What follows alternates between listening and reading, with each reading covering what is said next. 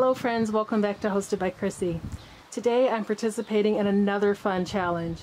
This challenge is hosted by my friends at the channels Heidi Sonboul and Domer Home.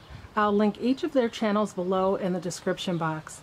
This challenge is entitled the DIY Floral Challenge for Summer. This is a seasonal challenge hosted by both of these two fabulous ladies for each season. I am going to share with you how I created this adorable floral monogram wreath for my front door.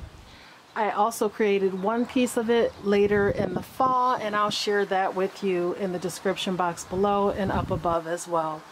Thank you so much for tuning in. If you're new to my channel, please be sure to click the subscribe button down below. I greatly appreciate it. To stay tuned for more of my summer outdoor space reveals. I have several coming up. I still have several ongoing projects that are not quite finished, but they will be finished very soon.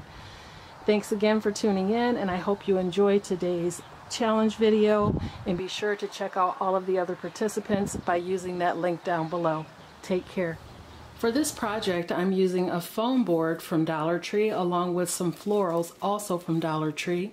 I have some additional florals that were purchased on sale at my local Michael's store, a glue gun, glue sticks, an X-Acto knife, a pencil for tracing. I'm going to be using this metal marquee letter that's on display in my kitchen over the coffee bar as a stencil. I'm also repurposing this window pane frame that I created last fall from a picture frame, and I'll share the link for that video down below.